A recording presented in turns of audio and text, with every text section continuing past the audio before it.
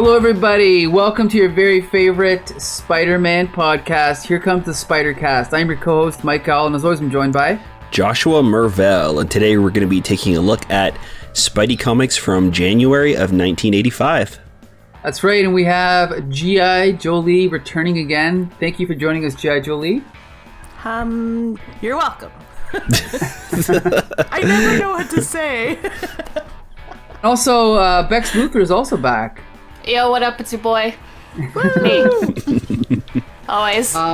Thank God you keep asking me to come back onto these podcasts because I have absolutely nothing else to do.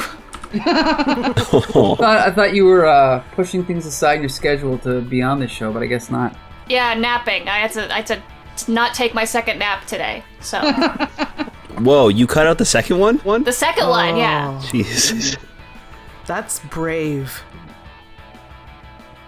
Just a couple days, though, not every day, because that'd be weird. Yeah. So, we're back to the regular monthly books this week. Amazing, Marvel Tales, and Spectacular. Marvel Team Up. What did I say? Trick us? Marvel You Tales. said Marvel Tales. Oh, yeah, Marvel Team Up. That's what I meant. I mean, Don't we worry, only I have read the one right- more issue left, so... That's who right, really yeah. cares? So there's cause for celebration. We'll get to that in a minute. But with Amazing Spider-Man, we're back to the regular running subplot with Spidey and Hobgoblin. Basically, it's kind of just continuing more of all the subplots. What's her name? Aunt May is still angry at Peter for dropping out of school. Spidey is trying to get to the bottom of what's going on with the Hobgoblin and the Rose. He's lamenting all the personal problems he's having with Black Cat and with Mary Jane, right? He's not sure what to do about Black Cat. We see some Hobgoblin and Rose stuff as usual. One of the unexpected things that happens this issue is Mary Jane and... Mary Jane and Harry both get kidnapped, right? Yeah. That's kind of unexpected. It's Liz that gets kidnapped. Oh, Yeah. Liz, right. Liz and Mary Jane get kidnapped. Harry's still having like a meeting or whatever. Also, Spider-Man's alien costume is shown to escape. Is it in this issue or is it only shown in Fantastic Four? It's only shown in Fantastic Four, I think. Okay, right. Yeah, But they like hint at it and like show...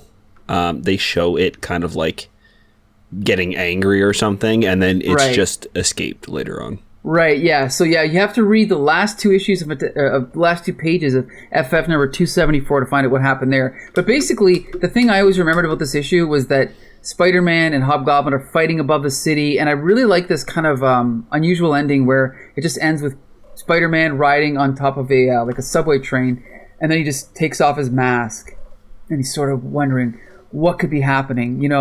Poor Harry Osborn. Harry Osborn, he was the son of the original Green Goblin. He became the Green Goblin later, and he's like, he just couldn't handle it. He went off the deep end, and for a time, he thought he was the Green Goblin. I hate to see anything trigger that again. What am I worried about? That could never happen. Could it? Right? So that's laying the foundation for a possible subplot to come back, but we don't know yet if it does, even though we've read ahead. But we won't talk about that. But anyway, I thought it was another standard. Not a decent, but a good issue of Amazing Spider-Man by DeFalco and Frenz again. No better or worse. I think the art was a little bit better because it was inked by Bret Breeding, co-inked. And so you notice this opening splash page of Aunt May's face. I thought was really well done. There's some other great moments. Otherwise, the art is pretty standard for this run, but otherwise, I really enjoyed it. Becca, what did you think? It's really some intricate and pretty. I actually really like some of the one panel where Hobgoblin is like crashing through the window. Right. That's so good. And you could see him slowly come into the panel behind Harry. Yes. That's some really, really good panel work where it's actually showing motion without having to be so cluttered in a panel, and I like that a lot. So, but besides the few things of action, pretty standard, I think. A lot of it was a lot of people talking, so. Right. G.I. Jolie, you said before we rolled that you took issue with some of these issues. What did you think of this one? It was okay. It's fine. It had action. mostly people were moving throughout their storylines, which is acceptable. It's like it was like what's that second Lord of the Rings movie? The Two Towers? Yeah, Twin Towers or Two Towers, yeah. I don't think it was the Twin Towers. It was like that calm part where all the little hobbits meet the Ents. Mm-hmm. Yeah, it's kind of like the in-between. Yeah, sort of like a little calm before the storm, but still a storm brewing around them. Right. Yeah, it was like it wasn't of super consequence, but yeah. It wasn't my favorite. It just it's part of the story. I don't know what to say. I felt like it was like not the beginning of anything. It's not we'll get to recommendations later. Sure. Josh, what'd you think? Yeah, I thought it was pretty fun. I think it feels like a really good build-up of things to come. With the symbiote escaping, we kind of get a little bit of Hobgoblin's plan and the Rose. Even with like Hobgoblin kind of trying to take control of this mission that's going on, and then the Rose saying that once they no longer need the Hobgoblin, they're just going to kill him off. Like the buildup of the kidnapping, and I mean, like Becca was saying, with Hobgoblin crashing through the window, I felt like everything is kind of like amping up to this big showdown that's going to be happening for the climax of this story that's being told.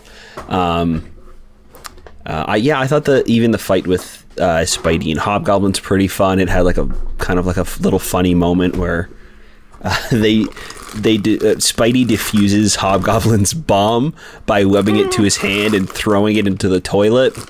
Right, that was great. Hobgoblin is like running away saying, "You'll pay 1,000-fold." Yeah. It's just amazing. Like, it's just kind of goofy and corny. When Hobgoblin's on top of the toilet and he's like, "Don't say a word. I know you're smirking beneath your mask." That's great. It's so great. Yeah. Oh, it was funny. Yeah, it's pretty fun. So there's some really good stuff, and I really love Harry also kind of like getting enraged, and you kind of see a little bit of his dad's temper in him, right? In this issue. I mean, even earlier on with like some of the comments he makes to Liz and MJ, and then at the end of the issue, where he's where he says, "You'll regret the day you ever heard of Harry Osborn, the son of the Green Goblin." So like even he's kind of like accepting this and using that, I guess. I'm not sure if that means he's gonna try to kill Hobgoblin himself, or if that's gonna lead to him kind of having a darker, more evil side, but we'll see. We shall see. There's a lot of like stuff that happens just like that, where it's like most of for example, like most of 2020, we miss a big wedding, but they mention it. Like, right. It's not really there. It's in the offices of the Daily Bugle, and I don't know if it's like just to introduce the backside of some of the female employees, or whether it's to let us know that J. Jonah Jameson's gotten married. I'm not really sure. But they talk about his honeymoon, and it's like, was that just to get them into the Bugle offices? Well, no, we will be. We're reading that story soon. It was I think it was published out of order, and I also bumped it up to next or to 2 weeks from now, because there's only 2 issues in 2 weeks, so I just bumped it up to there. Yeah, and I know that we had discussed it before in previous Spider casts, but this is also where they seem to accuse or insinuate that somebody else is the Hobgoblin. They're like, what's his name? Not Jameson. Is it the editor who Joe Robertson. Robertson. So he's like, you never see Peter and that Lance Bannon in the same room when you need him. Right. And then they, in the next panel, crash. Hobgoblin and Spider-Man crash through the door of the women's bathroom. Right. It's like, right. Is that Robbie Robertson, isn't it? Yes. Yeah. No. Is it? help me out. I've only read Spider-Man for 40 years, but I'm wrong. I thought it was Robbie Robertson. Wow, I'm embarrassed. Wow. Well, Robbie Robertson is definitely a Canadian musician. Okay, we'll cut this part out. He's the guitarist for the band, so maybe that's not him. Okay, hold on. It's Robbie Robertson. Oh, it's Joseph Robbie Robertson. Oh, wow. Interesting. Okay, we'll leave this part Why? in. Yeah. Wow, okay. Yeah, because for some reason I always knew him as Robbie Robertson. Huh. Wow, that's one of those like Mandela things where I don't know. Yeah, that's strange. Like I said, I've read 1,000 Spidey comics, but like I'm doubting what I don't remember reading. I don't remember which one I've read, but I think he's usually called Joe. Huh. But anyway. Shazam. Yeah. Huh? I said Shazam. Yeah. I also like the moment when Spidey's this is the issue, because I always mix them up, but this is the issue where his web gunks up, right? Yes. Yeah. I love that. I just love little things like that. It just kind of shows that he's not a millionaire. He's not, it's not MCU Spider-Man where he's got $1 billion suit that can do anything. This is a teenager or a college kid that's made his own web formula, and so because of that, things do go wrong. And it's not perfect, and when it does go wrong, there's nothing to save him. There's no way to save him. So he's got to use his wits to get out of it. And I love little touches like that, Yeah, and he's also swinging through the air, acknowledging that kind of stuff happens to him. He's like, well, here goes 1,000 feet in the air. Like, if this thing clogs up, I'm pretty much like, I'm toast. Yeah. Does it anyway. Yeah, I really like this whole opening. Oh, sorry, Jolie. No, it's okay. I'm just flabbergasted. I really like this opening with Aunt May and I can't remember this guy. One of the people that live Nathan. Arthur? Arthur. Chekhov. Right. It's a nice transition to, like, in fact, Peter's such a gentle boy. I seriously doubt that he'd ever intentionally hurt anyone. And it's like it cuts to him punching somebody and then like threatening them all. Right. And like it's really fun, and it felt like cinematic, and it really flowed nicely. So this was a really fun opening. And I feel like sometimes in comics, the opening is really where it stumbles, especially if you read a lot of them, Right. Especially in a row. You kind of get this, hey, I'm Spider-Man. I was bit by a radioactive spider, and these are my powers. And, oh, man, nothing's going right for me. And it's kind of like retelling the story of Spider-Man real quick, in case it's anybody's first issue, where something like this, you can jump in and you don't need Spidey to tell you what his powers are. We just see him using them appropriately, and we get the idea of what's going on and who this guy is. Great point. And I love Chris Claremont, but one of the things people sort of make fun of him for is in every single issue of every single X-Men or New Mutants comic, the characters are telling you exactly what their powers are as they're using them. Yeah.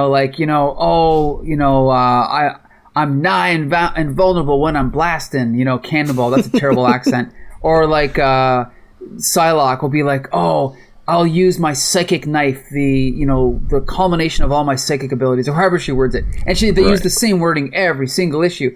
Whereas in this, you're right, we just see it. We don't need it explained to us. Even Stan Lee and Jack Kirby, they would just show the thing carrying something the size of like a building. So you would, oh, okay, this thing is strong. Mr. Fantastic can stretch. Like it's pretty straightforward, but they did it. I also want to point out, there's not many writers that can recapture Stan Lee's real. Stan Lee's the best at Spider-Man dialogue with his funny quips, but there was actually a good one in this issue when Hobgoblin attacks Harry Osborn, and Spidey comes in the window after him, and he's like, what kind of greeting is that, Hobby? Aren't you glad to see me? What about all the fun times we used to have? My favorite was when you'd smash me across the fist with your jaw, just like this, and then he punches him. I don't know. I thought that was funny. Yeah. But anyway, Tom DeFalco is really good actually at that type of Stan Lee dialogue. So overall, I definitely thought this issue was fun. not a masterpiece, but I thought it was good, and I would definitely recommend it. Becca, what about you? I don't know. I think it's just because I hopped in at a strange moment where I'm like not 100% like. It gives you a little bit of an intro to what actually is going on. Like, you know that Peter has now dropped out of college because the last time I was on Spider-Cast, he was taking an exam instead of because his girlfriend was in the hospital, as you do. I think that's what was happening last time. So now I'm like, oh, okay, he is no longer in school, and then he's talking about how like he doesn't have the symbiote suit anymore because like he did have it, and then he realized it was an alien, and so like and now that he's back to his normal suit, he's been neglecting his web shooters, and that's why they gunked up, because he was so used to the other suit just doing everything for him. So I'm like, okay, at least I can kind of piece together where I am and what's going on. I don't really know too much about the Rose, or who he is, or why he is. Right. But I get the gist of it, that he's just like some crime boss dude who's gonna screw over your Hobgoblin, and he's not gonna see it coming at all. Crazy.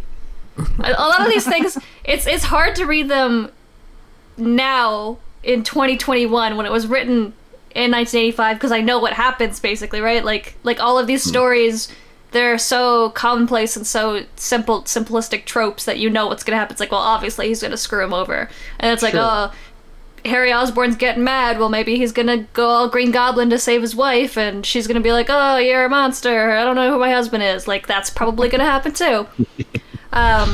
So you kind of have to like take yourself out of the current situation a little bit to read these sort of things, so that they don't just get super tropey. Right. It even ends, it's like, oh, Harry could never go crazy again. It's like, well, that's what's gonna happen then. Yeah. like thank you. Spoilers.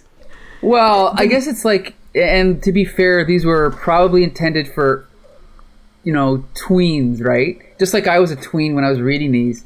But it was, as far as I was concerned, this was T.S. Eliot, right? Like, this is like literature. And so I'm like, oh, will Harry go crazy again? I don't know. Well, I got to buy the next issue, right? So it definitely worked on me. How does nobody know? It says it right there. The sins of my father.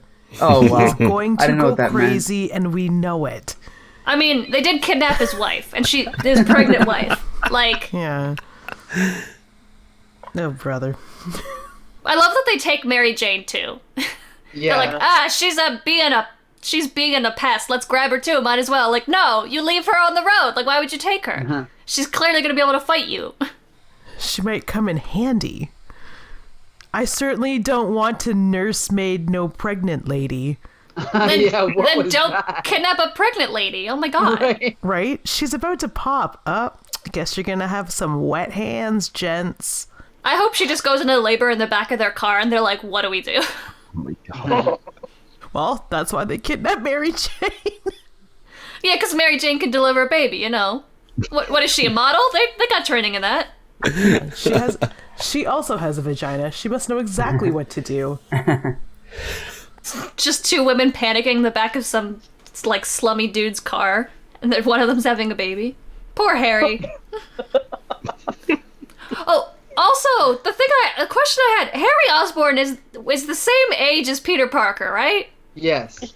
Man, running a company really ages you, eh?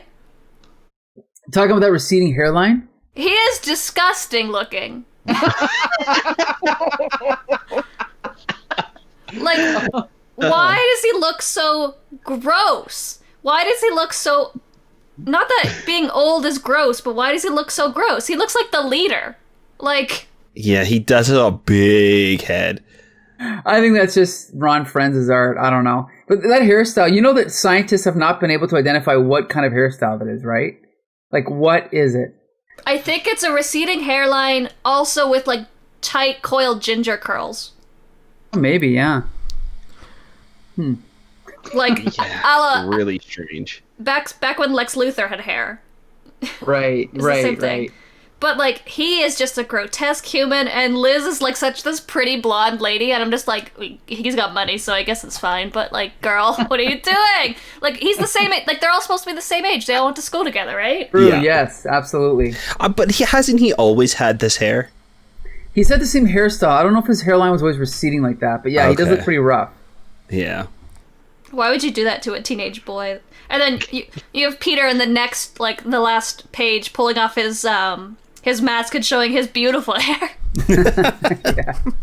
Well, it is being blown around in the wind of that subway. True. I was just like casually scrolling, and then you come across the first panel of Harry Osborn, and it's like, Yeah. Yeah. Why is he like 63? Mm-hmm. Yeah, like the old dude with Aunt May looks better than him. Well, his art keeps him alive. He actually looks like my old drawing professor. Shout out to Professor whatever his name was. Yeah, Daniel Dingler, R.I.P. Yeah, Mother of God. So anyway, G.I. Jolie, do you recommend this one? No, I recommend the issue before it and the issue probably after it. Read them all together. Okay. No, don't read this one. Don't just read this one. It'll be weird for everybody, including you. All right, Josh? Yeah, I think it's a really good issue, and if you're reading this arc, it's definitely a good one to read. I don't know if I'd recommend this by itself. I don't know, maybe it's a good one to start off if you don't want to read anything that came before, but I don't know why you wouldn't want to read about the symbiote and all of that good stuff. So, like, I would recommend you read this with all of the other ones. Right, okay. Yeah. Oh. We didn't talk about Franklin Richards getting his powers. Huh? Yeah. That page in 260 where the symbiote is like trying to convince Franklin Richards to let him free. Oh yes, the subplot. Yeah, when I was recapping it, I skipped over that. Yeah, and then like he's like gets scared because Franklin Richards can like control realities and make universes and stuff, and he goes, not that. I just thought that was so, I guess, like, weird to be in there. I don't know. Continue. We can move on. It doesn't matter that much. No, that's a good point. And sorry, who was going to say something? I was going to say, it's just really strange that this is the part that was in this issue and not the symbiote escaping. Yeah, well, you're totally right. This should have been in the FF, and the other one should have been in this issue. Yeah. But then it makes you have to buy the other one. It's just pure capitalism, unfortunately, right? Like, yeah, I know. It's annoying. I also want to point out, this is some pretty rough narration here. Does some unnamed piece of laboratory equipment choose to hum at that precise moment, or does the alien entity breathe an audible sigh of relief as young Franklin Richards is led away? Only time will tell. I loved that. Yeah? Yeah, that was some, like, all my children days of our lives BS. And right. Ate that up. Oh my god, could you imagine like a Days of Our Lives with the Fantastic Four, like Sue Richards and Reed are like having an argument and it's very dramatic, and then all of a sudden they turn around and Franklin is like manipulating reality. I want that. I want that shit. Yeah, that's exactly a plot in Days of Our Lives. We got to figure out. There's like a witch. We got to figure out who threw Johnny Storm down the elevator shaft. Yeah. It was Franklin, but find it was Franklin's evil twin. Yeah. He's back from the dead. That they didn't know existed until this point. Anyway. Okay, now we're gonna jump. There's no getting away from Marvel Team Up, though. Yeah, I know. Yeah, delay as much as you want. But we can talk about Amazing Spider-Man again if you'd like instead. No. We have to talk about Marvel Team Up because I have to point out Marvel Team Up, with only 2 issues to go, has a new writer. Did you guys notice that? Yeah, I definitely Louise. did, because it wasn't awful. Exactly. Louise Simonson. It wasn't god-awful. Right. Yeah. And just so everyone knows, before we jump in, Josh, Louise Simonson, most famous for taking over New Mutants from Chris Claremont and writing the last, I think, 44 or 45 issues or so. She also wrote X Factor for 5 years. She wrote Superman in the 90s, Superman the Man of Steel for about 5 years. She also did Power Pack, every issue of Power Pack. So she's most known for those books, but she's still around. She did a Superman digital comic about a year or two ago that was really good. So yeah, she's one of my favorite writers from this era, and yeah, this was a good one. But go ahead, Josh. Nice. Was it around this time that she was doing New Mutants? Because I think the last two issues of Marvel Team Up are with New Mutants and the X-Men. Yes. Here's the thing: even if she wasn't writing it, she was the editor of X-Men, so she was familiar with these characters. Gotcha. Okay, yeah. Because I kind of like this one. It wasn't awful. Yeah. Right. So we have issue 149 with Spider-Man teaming up with Cannonball, and this cover made me think that, are they going to be like fighting this Yeti character? I wonder who this abominable snowman looking guy is. I didn't even make the connection. I'm like, what? Now that I'm looking at this cover, I'm like, who is that? Yeah. But anyway, like the Incandescent Man is the bad guy. Spoiler alert! It's the title of this issue, but he's the bad guy, and he does kind of have this like white-ish glow to him in the comic, and has like zigzaggy outline to show electricity, but this is like fur. This looks exactly like fur. It doesn't look like electricity or static or anything. Right. There's a huge issue with that cover then. You're right. Yeah. I think it looks nice. It's just not, it just doesn't look like the cover to this issue. Right.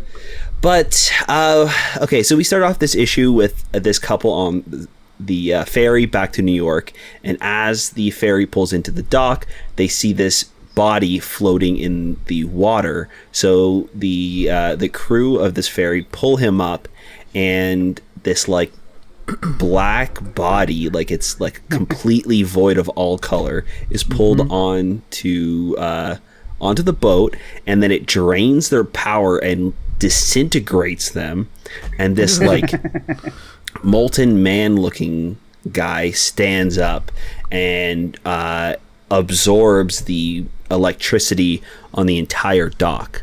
Right. Then we cut over to Cannonball as he is buying a very expensive hat for his mother for her birthday, and as he walks out of the store, we see Spider-Man swinging, and we kind of have this like fun little moment where Cannonball is like, wow, I wish I was Spider-Man, like he's so cool, he doesn't have problems like I do.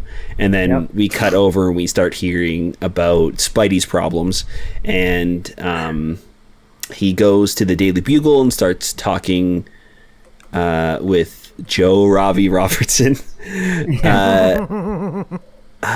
Let me actually see, does it say in here? Oh yeah, we're gonna find out his name. Yeah, let's figure out what. He does call him Robbie. Yeah, he calls him Robbie. Whoa. Well, yeah. Okay, that's just a nickname, I guess, right? I promised Robbie I'd be. Yeah, I'm not sure. Wow. Well, the internet's got him pegged as Robbie Robertson. Yeah. Interesting. But Robbie pretty much gives him like a bit of a pep talk, saying, listen, your pictures of Spider-Man are kind of crap. Like you've kind of lost your touch, and I really like the stuff where Spider-Man isn't in it. You need to kind of hone that and start taking pictures maybe of other superheroes or something, but you've lost your spark when it comes to Spider-Man. And Spidey leaves, and he's kind of thinking to himself like, yeah, of course, it's because he's not the one actually taking the pictures. He has the camera on automatic mode, and he's taking pictures of himself from afar, where the other pictures where it's just landscape, he's able to actually like focus on what he's doing. So we cut to the Incandescent Man, and he's wreaking havoc in the city, and we see this figure in a helicopter chasing him down. We cut to Cannonball, and he's walking home still with the hat, and this crowd of people rush by him, and it turns out that they're running away from the Incandescent Man, who's in Times Square Cannonball comes in and tackles him, and Spidey swings in to help, and the two of them team up to stop him by getting him wet, because the minerals in the water are conductive, so all the electricity is being poured out of him, I guess. Sure. It's I mean, it's a reason, I guess. I mean, I feel like water would just make his electricity spread, whatever. So we see the figure in the helicopter also kind of talking about capturing him alive. They end up crashing the helicopter and pushing the Incandescent Man into the water. They surface, and it turns out that the figure chasing the Incandescent Man is his sister, and she is trying to save him after he was experimented on in the Project Pegasus headquarters. So she wants to save him and then use his powers to get revenge on Project Pegasus. So she leaves, and then we're left with Cannonball and Spider-Man on the docks, kind of talking to each other. Cannonball says that he liked working with them, and Spidey says if he ever gets kicked out of the X-Men, they can be partners. And then we're left with Spidey kind of, in a weird way, he says that he decided to be a photographer, but because he can't focus on it, he throws his film into the water. Yeah, also because if he uses the photos, it will reveal Cannonball his secret identity, right? Also, I suppose just so, yeah. mutants in general, right? Like Right. Literally, Cannonball walks by people and they're like, those horrible mutants, hate them, and he's like, nobody's doing anything, just walking by people, being racist. And so, Peter's got all these really sick pictures of him doing cool stuff, but if he publishes them, then people are gonna hate mutants even more. Mm-hmm. So right, which is dumb. Yeah, he just saved everybody, but whatever. Yeah, it doesn't make sense, really, because why would they not like him? He's saving. He's fighting a bad guy, but what? I don't like him at all. That's just because his accent is annoying. Yeah, as hell. It's awful. Face sucks, and every other part of him sucks. The mutant part doesn't, but every other part. You're saying you don't like Cannonball in general? As in this issue, no. Oh, I think he's great. I like the character. I really hate how the dialogue is written for him. You mean is how they write out phonetically his accent? Yeah. Yeah, that's unfortunately, again, talking about Chris Claremont, that's his thing, and everyone kind of follows suit, Yeah, it makes him sound a lot stupider than I think they intend to. Right. Yeah, I don't know. I don't think it translates well. At least maybe it's just how I'm reading it. No, you're right. He just really seems super dumb. Right. He spent 3 pages trying to buy a hat, and with that terrible accent, and it didn't make it sound any better. Right. It's written out like Forrest Gump almost. Right. Well, he goes to buy a hat. It's just. Sorry. No, it's not good. No, and it's and not only. Look, the writing is good, but the writing of Cannonball is terrible because he's not stupid. How old is he? 18, 21, 25? Mm-hmm. He's never heard of sales tax before. He's never been into the big city, y'all, to go and get a hat for his ma.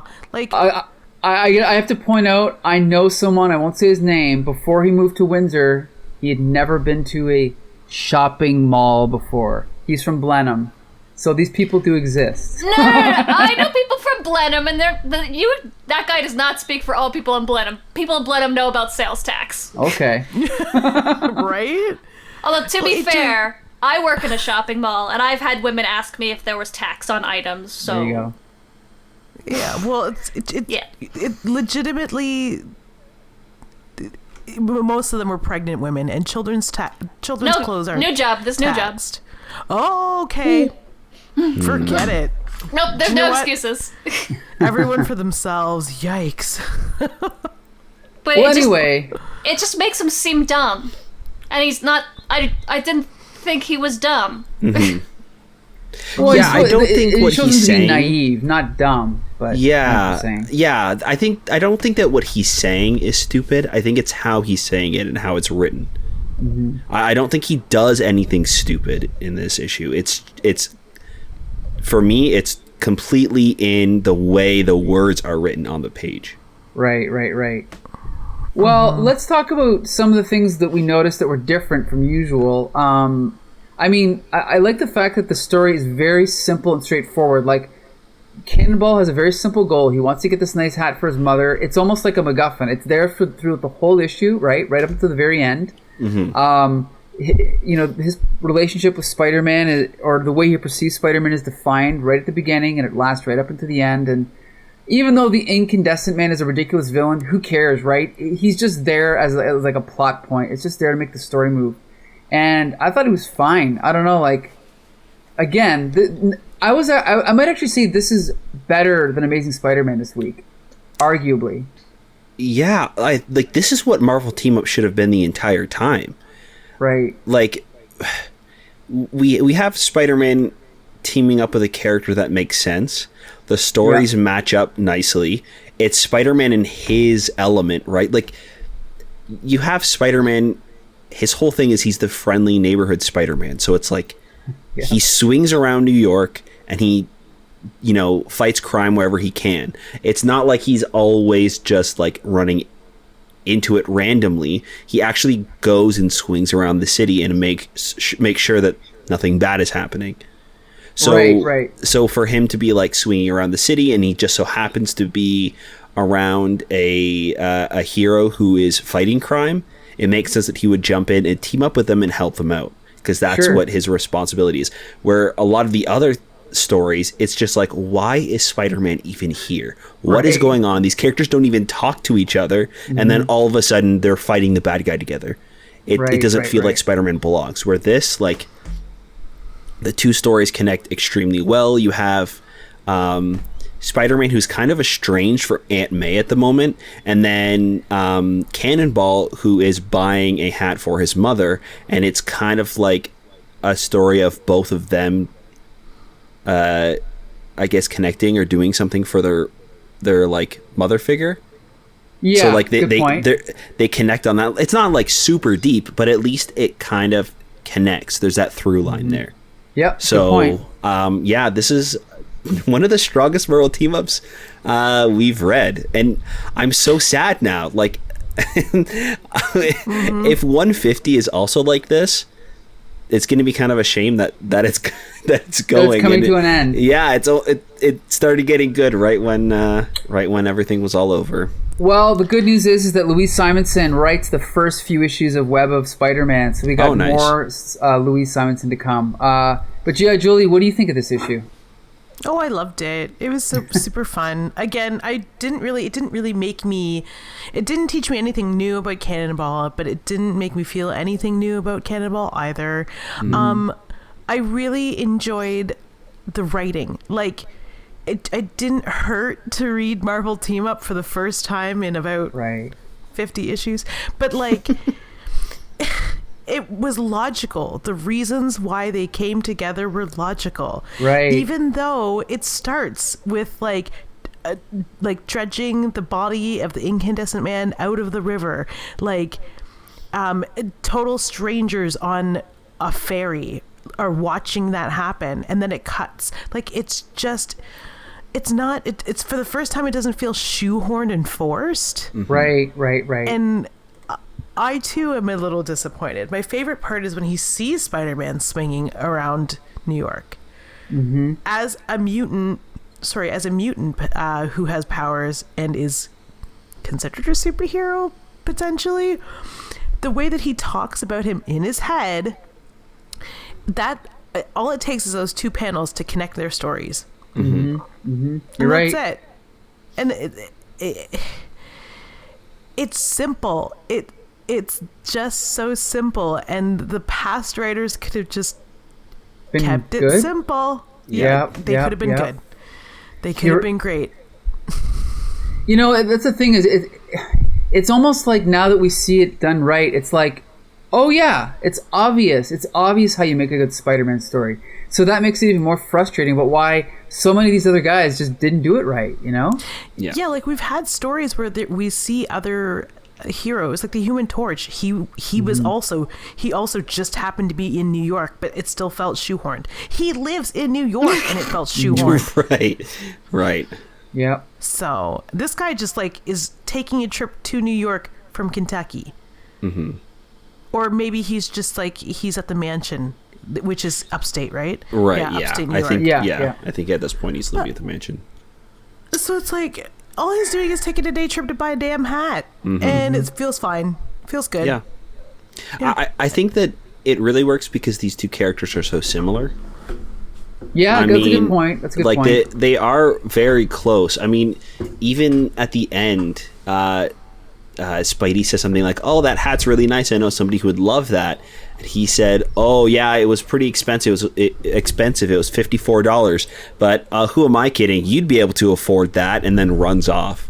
Like they both don't know their like identities. So like he thinks that Spider-Man is this like rich, suave superhero, and it probably has like a fancy setup and an expensive pad and a hideout and everything, but he's a teenager just like him. And it's I think that it was really nice seeing the two of them kind of like have some time to work together to defeat a bad guy, even if it was just this unnamed bad guy.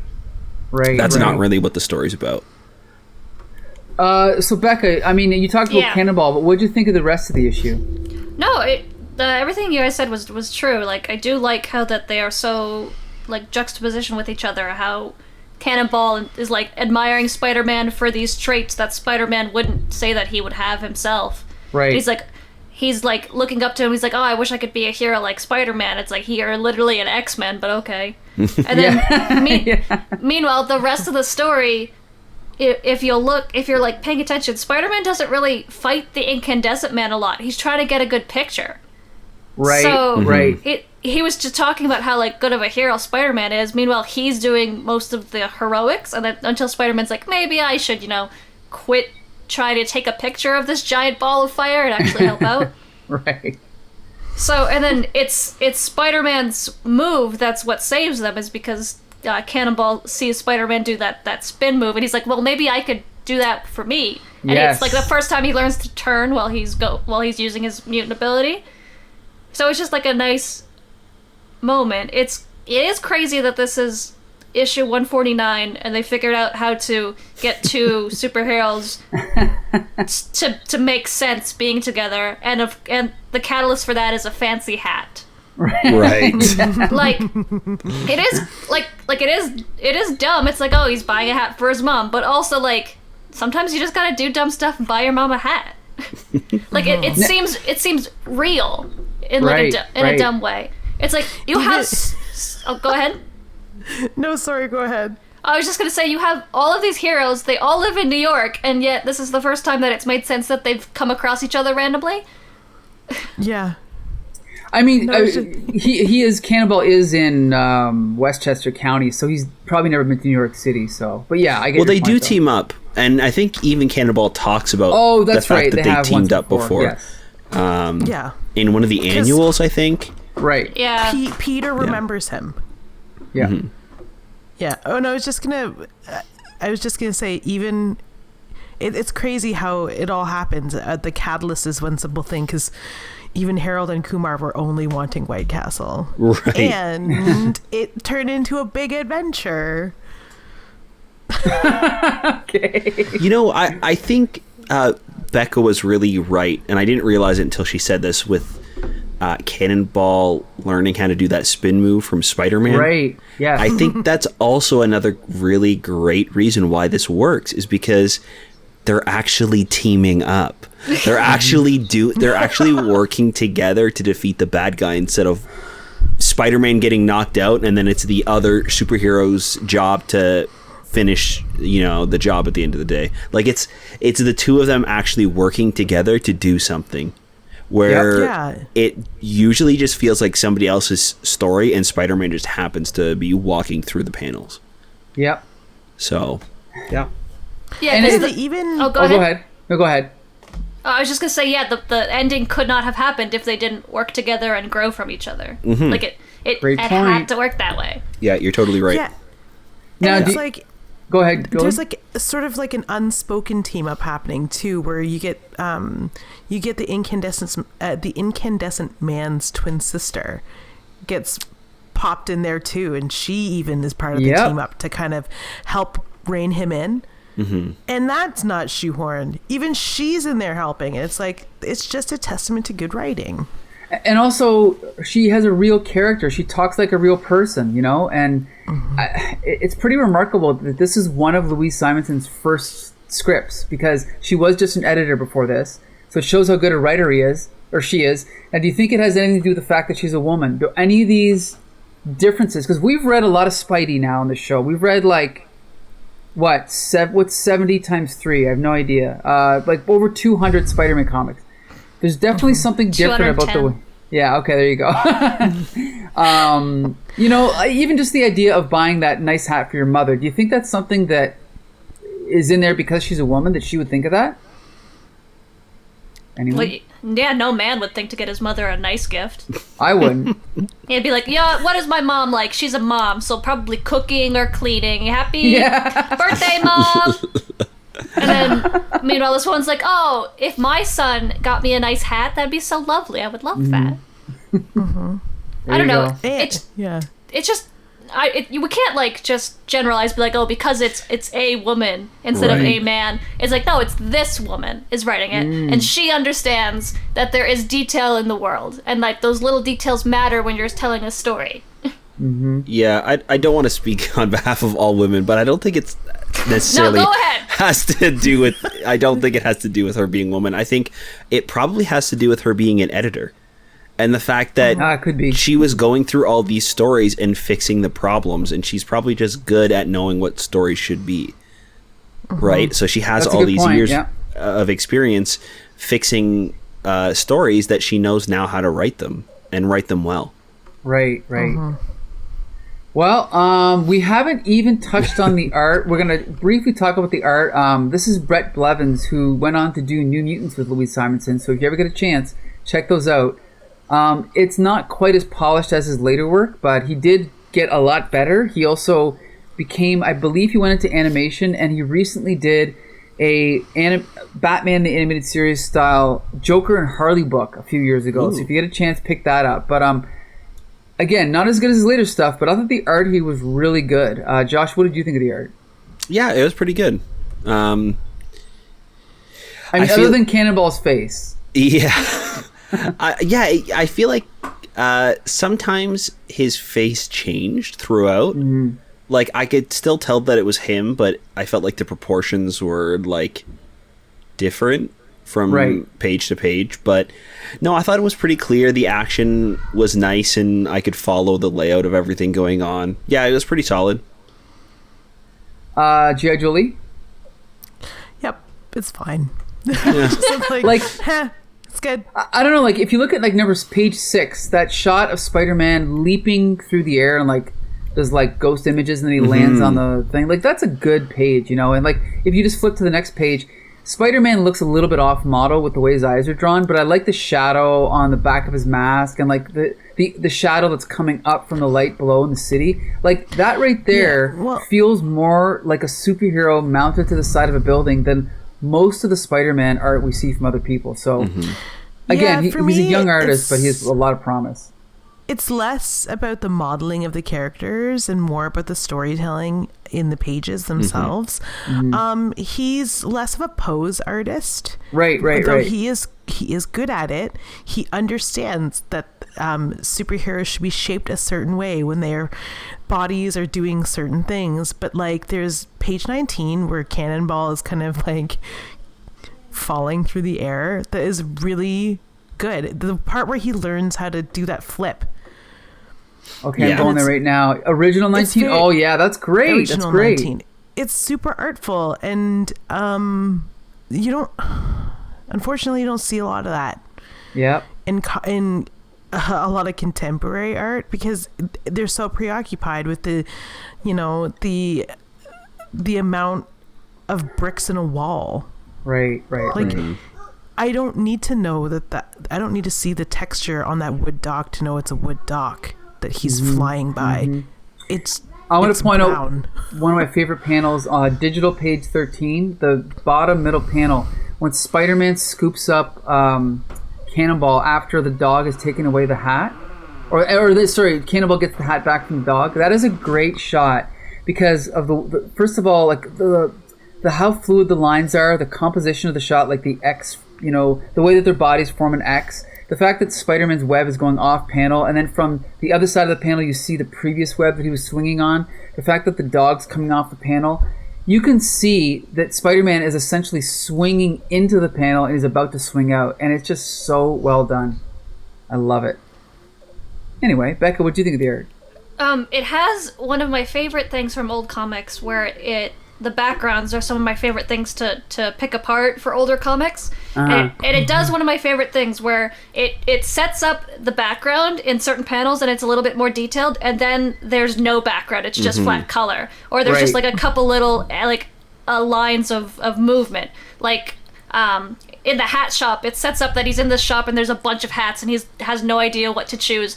And the bunch of hats in the background makes sense because it's supposed to be confusing. And then you go to like him, and where he's the focal point, it's just a blue background. So it's like we don't need to have all the hats in every frame. Like once you've established where you are, like we're in Robbie's office, and like there's like filing cabinets, but not every panel has all the filing cabinets in them because you don't need to do that. I love when old comics do that, where the focal point, where you have like your setup panels and then your focal point when the backgrounds are just solid colors or just like splashes of energy or something like that. So that's my favorite thing that these things do. Also, if a comic has a dog in it, it automatically gets like 10 points. Yep. So I love the dog stealing the hat so much and just running away with this big fancy hat. I thought it was so funny.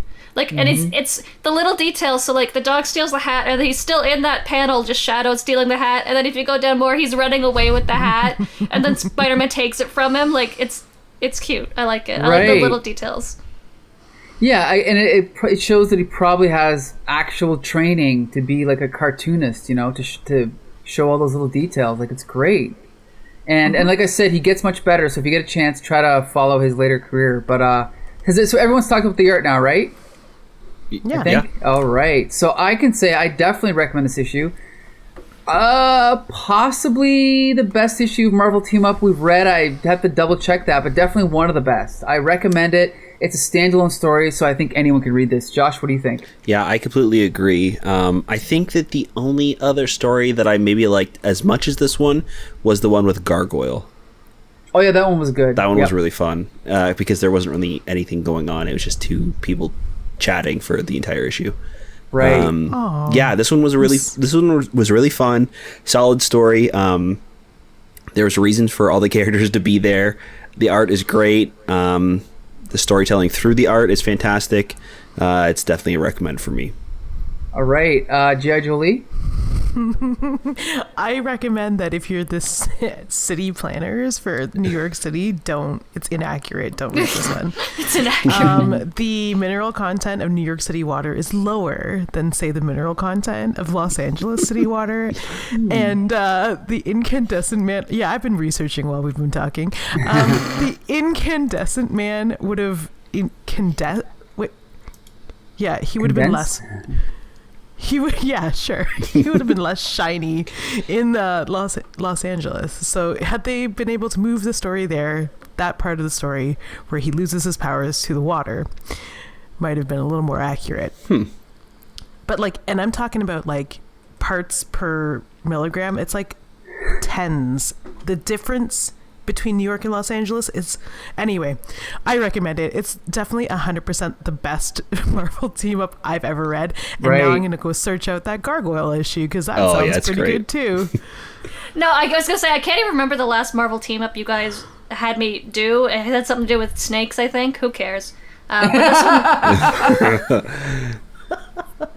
I don't even remember who was in it. Scarlet Witch? I don't know. I remember there was... jeez. Oh yeah, my- wasn't that like Doctor Strange that or was something? Oh my god. Oh, that was rough. I remember that It there was were snakes. awful. Yeah, they went to like another Yeah. dimension, and there was like this story of this ancient snake being who would fight them, and the only person that was able to defeat them was a spider being, and it was awful. You know On when that you walk note- into a room and all of the furniture has been covered by like tarps? Mm-hmm. You mentioning all of those details is like just pulling, like when the dust flies off those tarps, that's exactly what my brains felt like just now. And I'm mad that I remember. I'm mad. Yeah, it's not good. You know, I couldn't even tell you what happened in the last issue of Marvel Team Up. No, I never remember. No. I don't remember at all. Was that the one with Human Torch? No one knows.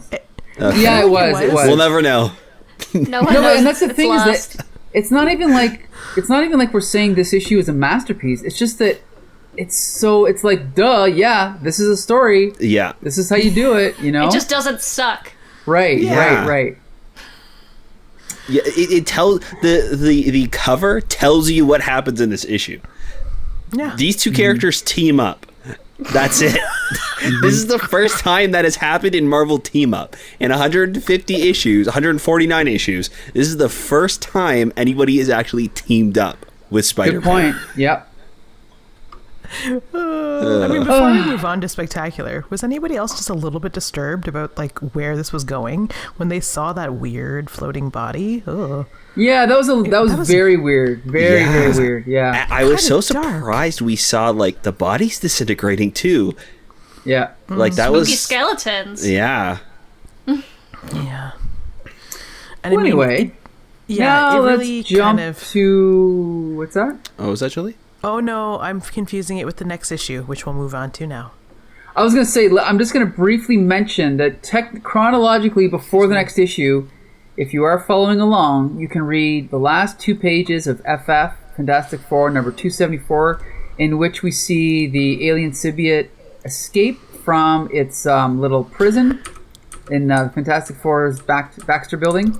So that's how and then they show this little like alien probe thing, like I don't know why, because I didn't read the issue because I didn't want to, but yeah, it gets help from this little alien probe thing, and I have no idea why, but who cares, right? I think it's Unless you Doctor guys read Doom. What's that? I think it was Doctor Doom. Okay. Yeah. So the costume escapes, so now it's actually a pretty cool sequence. But anyway, so the costume is in New York now, and that leads us to Spectacular Spider-Man number 98. So who would like to summarize this one? Volunteers? Bex Luthor, would you like to? Oh, me. Or, Uh, Julie, do you want to? Oh no, that was a lie. Fake. I'm like enthusiasm. literally staring at the issue. I was like, what did happen? They talk Yeah, about their right? feelings, which is my favorite part about comic books, is when people talk about their feelings. So we start the issue, and Spider-Man obviously doesn't know what to do. He's getting ready for his big hot date with Black Cat, and of course he doesn't know what to wear, so he puts on his suit.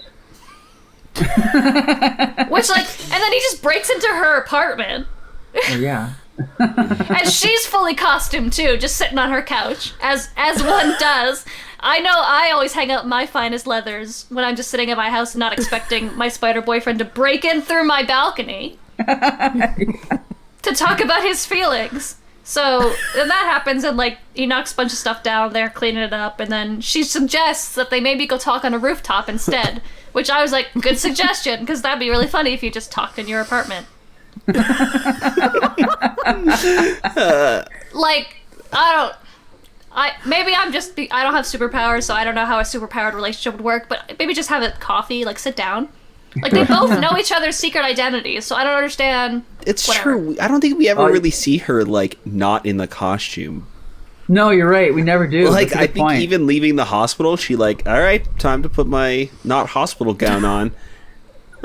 That's a good point. Like lining up at the DMV, dressed up in like white fur and black skin tight suit. Yeah, it's a bit absurd, I guess you could say, eh? Yeah. Never thought of that. Huh. I Well, mean, they always suggest that you take the photo in what you actually look like. So True. True. isn't it a wig, though? Like, isn't her hair a wig? I think so. Yeah, I think so. Wait, but I can't what? remember what. I think it is. Yeah. I think she has like black or brown hair. Like Felicia Hardy has black or brown hair, and she wears a wig when she's Black Cat. Unless they kept the wig on her in the hospital, I don't think so. No, maybe that's a retcon. I don't know, or maybe that comes in later. Yeah, maybe she just dyes it at this point. She bleaches her hair every day. But because I'm pretty sure she shampoo. I'm pretty sure her hair was white when she was in the hospital. Yeah, but wasn't she also in costume when she was in the hospital? I don't remember. No, I think she was in the gown. Okay. Maybe. I don't know. You'd think we'd know because we read so many issues of her in the hospital. Yeah, but we don't remember. I do remember that Peter had to take a test for that one. It was very important. Oh, yeah. Oh, that's right. That's right. I forgot about that. So yeah, so then Spider-Man and Black Cat, they swing off to go find somewhere more appropriate to talk, I guess. And then meanwhile, we go to Kingpin, and he's like pissed off that these people can't just make him a Cloak and Dagger replica for some reason. I don't know what's been going on prior to this, but I'm assuming Cloak and Dagger were in it, and I'm kind of upset that I missed that because I love them. Mm-hmm. But I can still go back and read it. I wouldn't. Just listen to the last podcast. Yeah, I could just do that. Why would I read if I could just listen to us complain you guys? about it. Yeah. So he's like upset at all his scientists for not being able to give him some superpowered henchmen. And then one of his scientists takes him and is like, hey, I might be able to remake Cloak. I found like some of his whatever that he left behind, signature, I guess. Science mumbo jumbo. But if you read the current Daredevil issue, it'll tell you all about that. Right. I don't have that, so I'm just going along. So he like does a couple experiments, and it's big explosion, and then the big polka dot pops into the to the world. And as all men of science do, they go, well, time to step into the black void, and he just steps right in. Right. And I'm like, me too, bud. So, you wanted me to recap it. Do it. I mean, you're doing a great job. Great. Yep. So then, after that, we go back to Spider-Man and Black Cat, who are talking about their feelings, and there's a blackout because of the too much science was going on. So it caused a blackout, and then that quickly goes to the symbiote suit is like crawling around New York trying to find Spider-Man because it needs its host, and it recognizes Spider-Man's signature as a host that it had bonded with previously. So I think that's the only part in this comic that has the suit, has the symbiote. True, yes. It's like just this, and it's so cool looking. But anyway, so we go back to people talk about their feelings, and Black Cat is very much in love with Spider-Man in a really kind of creepy way. Mm-hmm.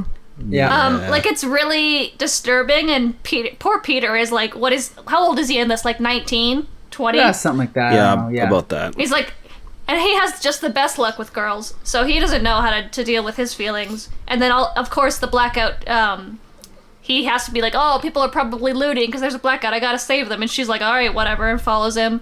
And then they have fun punching bad guys. And while Peter's punching the bad guys because they're looting and he's trying to help people, she just seems to be doing it for fun and because she wants to be like Spider-Man. Right. Mm-hmm. So then they are doing that and talking about their feelings at the same time. Mm-hmm. And then of course we have the Spider-Man tells his entire backstory really quickly to some girl, and then she tells her entire backstory very quickly to him, so that I know that Uncle Ben died, I guess. Yeah. Like, has he never explained? I don't know. It's like, and he says it in a way, it's like, don't you remember I told you this? And like, so then again, he has to reiterate to her that his uncle died because of him. Of course, yeah. That's just So, for like, the sake of the readers. Yeah, so just so everybody knows, Uncle Ben's dead, and it's Spider-Man's fault. And then she talks about how like she was the daughter of a crime boss, and I guess maybe her hair is white because there's like little Felicia and her hair's white here. And she says they were making fun of her because her dad was a convict and not because she has freakishly ghost white hair. And her and Peter are still talking, and he's saying that he would never have liked her if she hadn't stopped being a criminal. And she said, the only reason I stopped being a criminal was because of you. I really like being a criminal. Right. She goes off. She's like, I love crime. Like, okay, she is crazy. She needs some help. And a boyfriend is not going to do that for her. And then we switch off again to two completely different people. Who is it? Betty and Flash. Yeah. Talking about cheating on their significant others, which is always just a fun time. Like they have. And it doesn't come up again. It doesn't? No, maybe next issue, but yeah, that's it. It's 4 panels of them cheating, and it's it's him going, "Don't worry, baby, it's not cheating. We're just talking." It's like, if you have to say it's not cheating, it's cheating.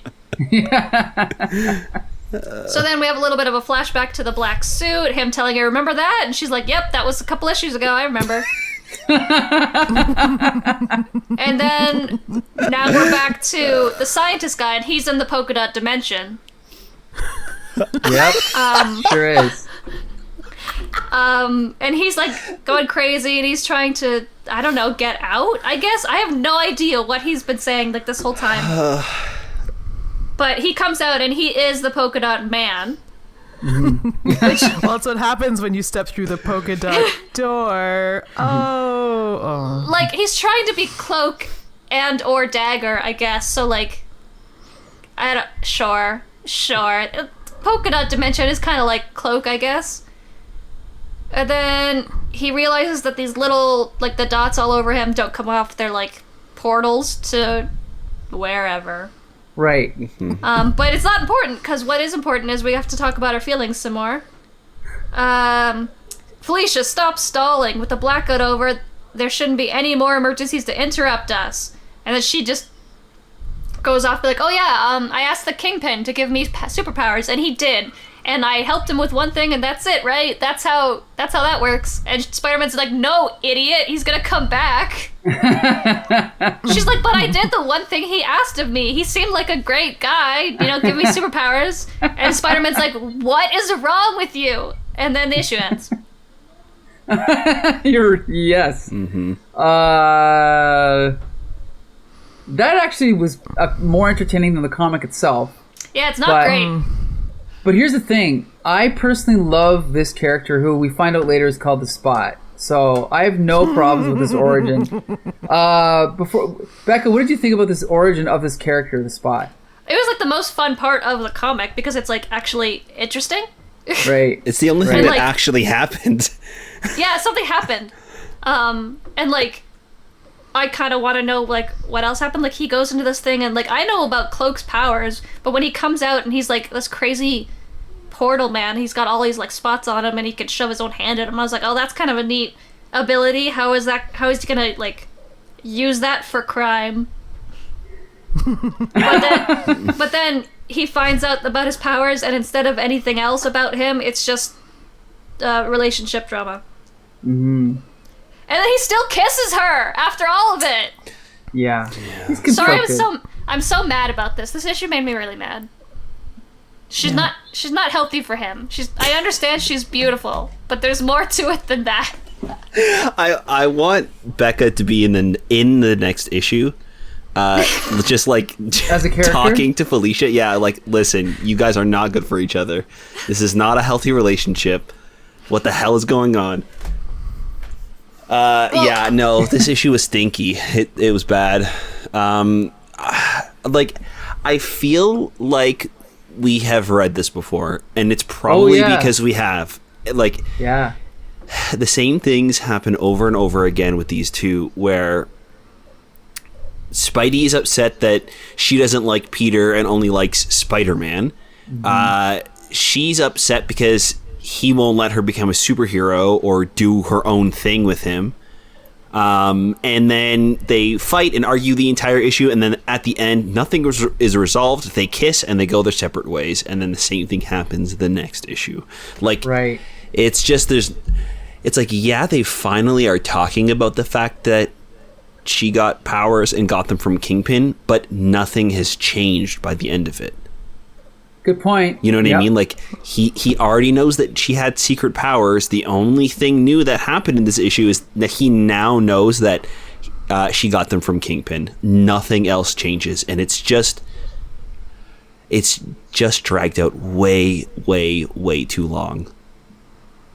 He's done so much thinking. He's always like, I got a lot of thinking to do. Okay, bud, you've been thinking for the last 10 to 12 issues. Yeah. Well, you should have come to some kind of conclusion by now. It kind of just shows how, like, the skill of Louise Simonson versus the skill of, no offense, Al Milgrom. It's just so clear. Yeah, like, God, it's been like a repetition for like a year and a half worth of issues, right? Yeah, at least, yeah. And is this like indicative of how somebody who has the maturity level of like a spoon evades speaking about their feelings and emotions? Like, or is this how somebody who's Al Milgrom's age assumes a young adult Peter's age would handle this? Because both of them are handling it pretty poorly. Like, oh, hey, hot girl with great boobs covered in leather. We really need to talk about our toxic relationship, but I like kissing you, so let's just drag this on for years. I mean, that's pretty par for the course for most of the young adult men I know. Right? So... Yeah. But, even the last part where he's like, oh my gosh, I can't believe you do that. I need to shake some sense into that empty head of yours. He calls her stupid and he threatens violence. And this is how we know it's real, because her bad luck powers, her bad luck factor, they're calling it now, kicks in and creates bad luck for Spider-Man. Good point. And it's like, and that wouldn't have happened if those feelings weren't real. Because anyone who wishes to harm her, bad luck befalls them. And it's like, okay, cool. And even she knows, and she says it. She's like, well, he did say you wanted to hurt me. And that kind of happens to people who want to attack me. And she's like, but it's okay. You don't want to attack me for real now, so that'll never happen again. Of course it will.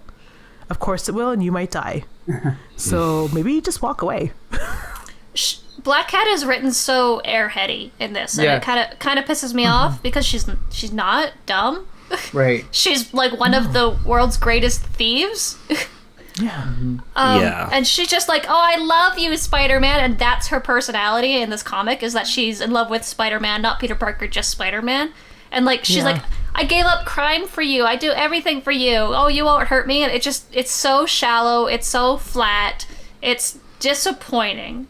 And I find that this relationship, I always compare it to like the relationship between Batman and Catwoman. Because it's pretty similar. You have a hero and you have a villain. Whereas most of the time when Catwoman is doing good things, that's when Bruce is like falling for her, and when she reverts back to her criminal ways, he goes, no, like this, we can't do this, even though I do love you, like I can't be with you because you are misrepresenting everything that I kind of stand for. And then you go to Spider-Man and Black Cat, and he's like, yeah, but you're hot, so I guess it's okay.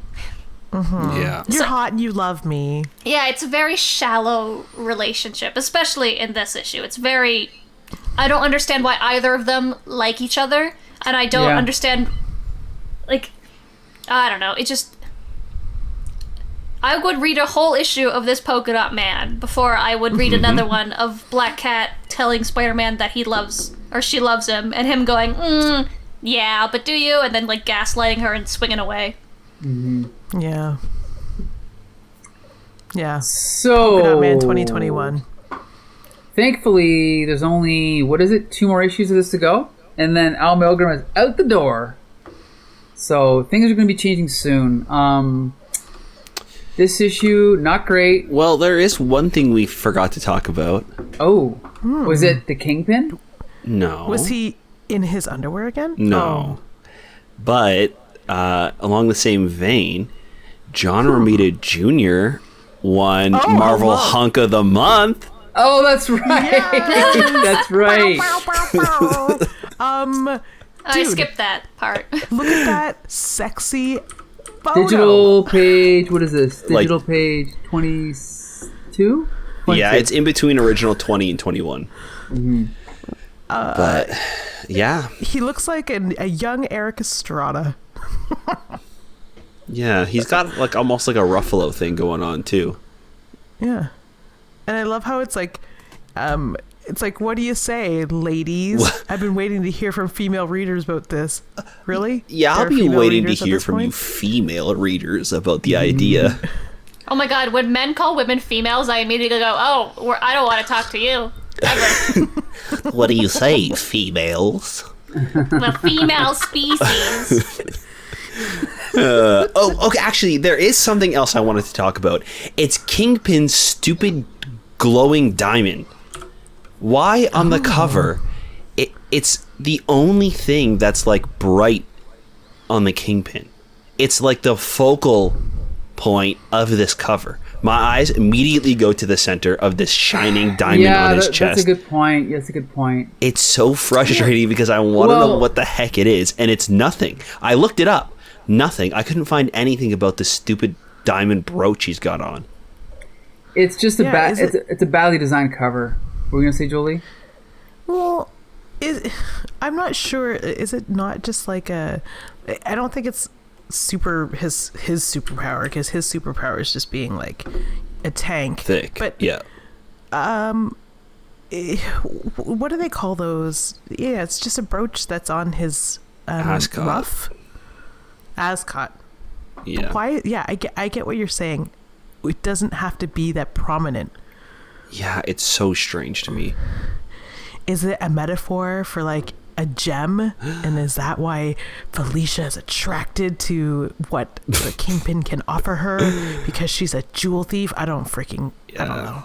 Does it represent like Vanessa? I have no idea. Does it represent what? Vanessa, his wife? He's trying to say? Like, I have no idea. It doesn't make any sense. No. Also, he doesn't have it on in this issue.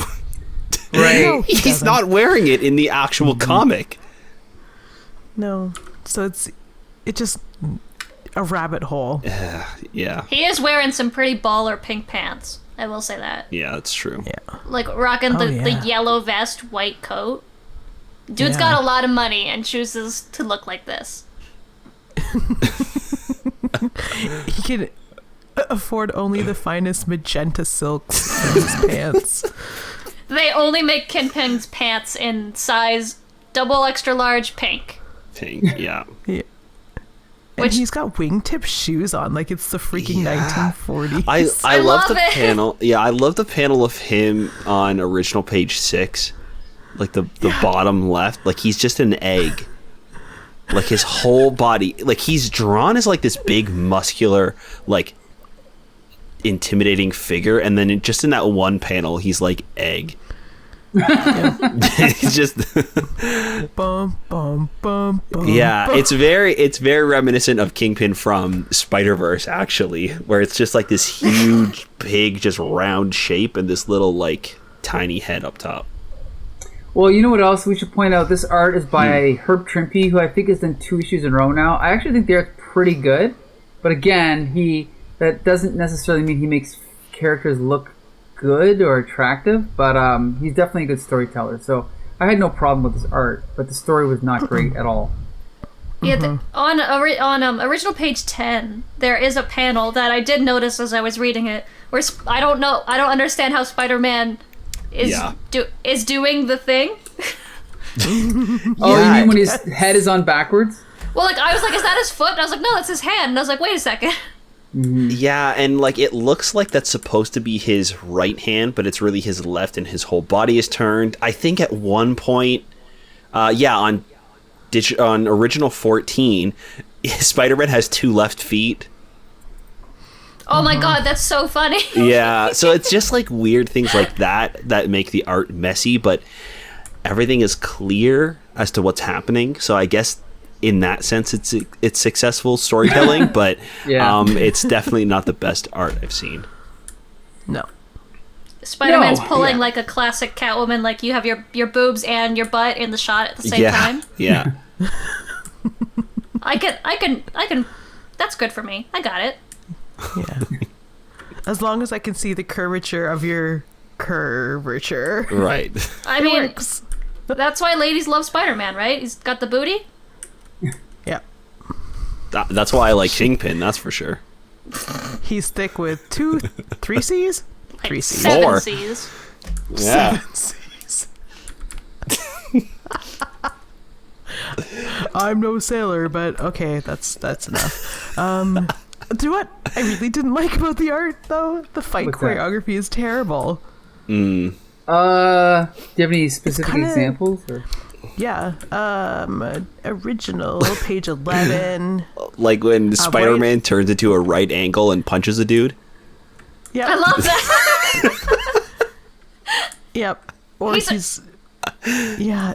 He's a right angle twice on that page. Oh yeah, you're right. And like he's only angles. He's fighting. only doing pikes. When I took gymnastics, we had to like practice doing that. Oh, it sucked. Why would you want to do that? How do you punch somebody like that? Right? What body position was he in before this to get to the angle? Like, did he bow first and then punch out? Right. Or did the guy walk into his fists? That's a very, very real physical possibility. Yeah. Yeah, I mean, I really enjoy, like, right above the very first panel on Original 11, it's like an extreme Dutch angle. Right. Like it's from beneath them. That's like one of the best things I've ever seen. It's so awesome. Which page is that? Then you get the original 11. Okay. Yeah, and it's got this the like one we saw. crazy foreshortening too. Yeah. I love it. And like, I mean, there's all kinds of underboob for Black Cat, but like all of the perspective is correct, and it's just looks so cool, and no one ever does that because Good point, you always see him. It's always his point of view looking down, but we're part of the riot. We're looking up, but then he totally ruins it with the terrible fight choreography that we just discussed. It's awful, and he continues it, and it's like, okay, maybe you got to work on that, Herb. Yeah, apparently he liked that angle so much he did it again on original page 14. No. Let me see. Yeah. Wait. Where Oh it's boy, like, you're right. with the 2 left feet. Yeah, that's right. Yeah. You know what though? He's trying some things. Well, yeah. He's trying to make Spider-Man fight goofy, like Spider-Man. He does quips and he's a weirdo and I don't know why Black Cat's so in love with him. He's kind of a big dork. Yeah. But he's a big, I don't know. It's at least interesting to look at. It's not the same thing over and over and over again. Right. And Like- yeah, definitely better than Al Milgrom. There's some variety to the angles, variety to the sizes. So he's fine. The story's not great. Still has I do like the fact that it has a classic Spider-Man feel, but the story is just terrible. Yeah. Oh yeah. But I am looking forward to the next issue with the Spot. So they did lay the groundwork for the Spot. So anyone else pumped to see what happens with the Spot, or is it just me? Does he get Yeah. a Dalmatian sidekick? You will That's a have to good read and question. find out. Hope so. So he doesn't, and I've just ruined it for everybody. I also love the polka dot dimension name that you came up with, Beck. That's great. Yeah. What else? That's what it is. It is. It's exactly what it is. That's what we should call the Spider Cast, the polka dot dimension. That's not a bad idea. The worst inside joke ever. Yeah. You gotta stop taking my garbage jokes and running with them. I will run to the ends of the earth with your garbage. Our theme song could be like a parody version of Rainbow Connection, but it's the polka dot dimension. The room. Josh is gonna write it tonight, and you know he will. That's actually not a bad. That's one of those like one of those what is that called, like Dadaism, where it's like it stands in for something, but it doesn't mean what it stands in for. Like the polka dot dimensions. Obviously, it's the Spider-Man podcast, right? Like, Right. everybody knows Yeah. that. What? Haven't you read Spectacular Spider-Man issue number 98? Yeah. Or are you just a loser? Oh, Two options. Well, it's also just like the fancy hat. What did you call it? The fancy hat. Yeah. I don't remember. Fancy hat store. No, The you fancy said hat store? no. You said it was like the fancy hat catalyst. Right. Is what you called it, where it's like this weird I don't remember mundane that. thing that brings the two characters together. I think I'm gonna call it that from now on. It's like this weird, small No more little MacGuffins. story point. Yeah, Yeah. it's the hat fancy catalyst. Aw, look at you guys taking the dumb stuff I say and actually making it smart. All right, let's wrap up on that note then. Yeah. This has been a great Jesus. episode. Thank you for joining us. Josh, you can take it from here. Yeah, we also want to thank you guys for listening to the show. It really helps when you leave a review over on Apple Podcasts, or you can drop us a line on Twitter at HCTSpidercast. Please let us know what you guys think about the episodes and the issues that we're reading. We want to keep that comic conversation going. That's right. We want to thank G.I. Jolie for joining us. You're welcome. And Bex Luther for joining us again, Becca. And we'd love to sorry. have you back again. As long as you're in lockdown/quarantine, we'd love to have you on anytime. Yeah, thanks. Just me in lockdown and quarantine, not the rest of the province. Just me. Yeah, once this is over. They're keeping me locked up because I am a menace. All right, so I cut yeah. my own bags. What else am I gonna do? She's crazy. All right, so until next Monday, this has been Here Comes the Spider Cast. All right, see you then.